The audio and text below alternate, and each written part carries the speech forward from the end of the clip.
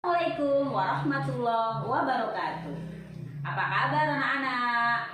Semoga kalian semua dalam keadaan sehat walafiat. Amin. Seperti biasa, kita akan melaksanakan kegiatan daring. Hari ini adalah materinya KD 3.6 tentang lembaga jasa keuangan. Sebelum ke materi, silahkan kalian login melalui portal masing-masing. Karena dengan login berarti kalian sudah hadir pada mata pelajaran ekonomi peminatan. Terima kasih yang sudah login. Nah, untuk materi bisa kalian download di materi. Ada PowerPoint sudah Ibu luncurkan. Tinggal kalian mendownload materi tersebut. Baiklah, akan Ibu jelaskan sedikit materi tentang lembaga jasa keuangan untuk pagi hari ini. Pagi hari ini akan bahas dua topik lembaga jasa keuangan. Yang pertama tentang OJK, Otoritas Jasa Keuangan. Dan yang kedua tentang lembaga jasa adalah tentang Otoritas Jasa Keuangan atau disebut dengan OJK. Sedangkan materi yang kedua adalah tentang Lembaga Jasa Keuangan Perbankan. Materi yang pertama tentang OJK. Apa OJK? Otoritas Jasa Keuangan. Apa sih OJK itu? Ya. Apa sih OJK itu? OJK adalah lembaga yang secara independen dipimpin oleh Dewan Komisioner yang bersifat kolektif dan kolegial, ya.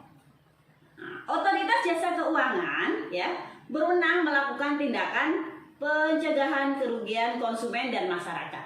Jadi intinya OJK itu adalah suatu lembaga yang independen yang bertujuan untuk melindungi para nasabah atau konsumen jasa perbankan. Ya. Yang pertama ada tugas-tugas atau kewenangan OJK. Ada 3 anak-anak. Ibu secara singkat akan menyebutkan.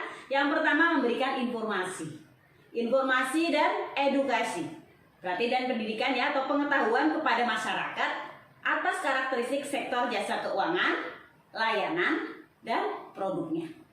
Yang kedua, tindakan lain yang dianggap perlu ya. Seperti apa tindakan lain?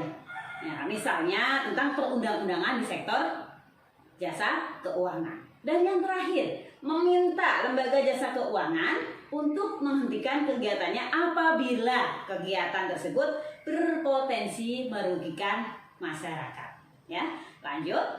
Yang berikutnya adalah OJK juga mempunyai tugas, yaitu berkoordinasi dengan baik dengan Bank Indonesia ya, cara baik dengan Bank Indonesia dalam membuat peraturan perundang-undangan di bidang perbankan. Jadi harus bekerja sama dengan Bank Sentral yaitu Bank Indonesia. Nah, Ibu lanjutkan. Untuk menjaga stabilitas sistem keuangan, dibentuklah forum koordinasi stabilitas sistem keuangan dengan anggota terdiri atas yang pertama anak-anak Menteri Keuangan. Nah, yang kedua Gubernur Bank Indonesia, yang ketiga Ketua Dewan Kuisioner OJK selaku anggota, dan yang keempat Ketua Dewan Komisioner Lembaga Penjamin Simpanan atau yang sering kita sebut dengan LPS. Baiklah, materi A selesai. Kita lanjut materi B. Kalau mau panjang lebar materinya ada di materi PowerPoint yang sudah Ibu sajikan dalam materi di Portadik. Nanti bisa kalian unduh masing-masing. Oke, lanjut. Lembaga Jasa Keuangan Perbankan. Apa sih yang dimaksud dengan bank, anak-anak? Ya, bank adalah badan usaha yang menghimpun dana dari masyarakat dalam bentuk simpanan dan menyalurkannya kepada masyarakat dalam rangka meningkatkan taraf hidup rakyat banyak. Ya, itu definisi bank. Yang berikutnya, lembaga jasa keuangan perbankan juga berfungsi sebagai penghimpun dana dari masyarakat, penyalur dana ke masyarakat, dan pelayan masyarakat. Itulah 3 fungsi utama bank.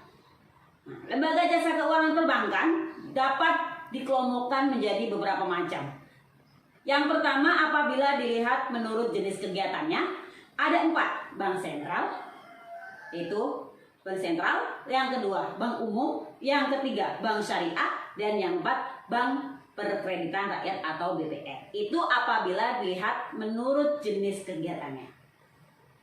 Yang berikutnya, menurut badan hukumnya, bank bisa diangkat menurut berbentuk badan hukumnya. Bank dibedakan menjadi 3. Yang pertama adalah PT, yang kedua adalah koperasi, dan yang ketiga adalah perusahaan daerah. Masih kelanjutan dari pengelompokan lembaga jasa keuangan perbankan. Apabila dilihat menurut kepemilikannya ada 4 macam. Yang pertama, bank pemerintah. Yang kedua, bank swasta. Yang ketiga, bank campuran. Dan yang terakhir, bank pemerintah daerah. Nah, ya, lembaga jasa keuangan perbankan dalam menjalankan tugasnya atau kegiatannya akan mempertimbangkan beberapa prinsip. Yang pertama adalah prinsip kehati-hatian. Yang kedua adalah prinsip kepercayaan. Yang ketiga, prinsip kerahasiaan. Dan yang terakhir adalah prinsip mengenal nasabah. Dan yang terakhir, ya, LPS. Ya. Apa sih itu LPS? Lembaga penjamin simpanan. Yaitu merupakan suatu lembaga yang independen yang berfungsi menjamin simpanan nasabah, penyimpan, dan turut aktif dalam memelihara stabilitas sistem perbankan sesuai dengan kewenangannya, ya. Jadi kalau bank yang sudah dijamin oleh LPS, apabila ada masalah dengan simpanan atau dengan kegiatannya, maka LPS lah yang akan bertanggung jawab. Ya, sudah selesai materinya, tugasnya. Nah, ingat tugasnya juga udah Ibu tampilkan ada di PowerPoint bagian terakhir untuk 10 IPS 1. Silahkan kalian mendata lembaga jasa keuangan bank yang ada di sekitar tempat tinggal kalian, ya.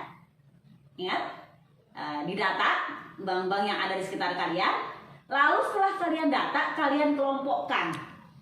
Ya, kalian kelompokkan, dilihat dari jenis kegiatannya. Ya. Nah, jadi setelah kalian punya data bank, misalnya bank A, bank B, bank C, lalu kalian kelompokkan bank A termasuk bank apa. Tapi pengelompokannya dilihat dari jenis kegiatannya. Setelah itu kirimkan lagi tugas kalian ke portal DIK. Selesai. Mungkin materi kita hari ini cukup ini yang Ibu sampaikan. Ada kurang lebihnya, Ibu mohon maaf, dan untuk minggu depan tolong kalian siapkan materi berikutnya untuk perbankan, ya. Ada di buku paket, bisa kalian cek. Terima kasih. Wassalamualaikum warahmatullahi wabarakatuh.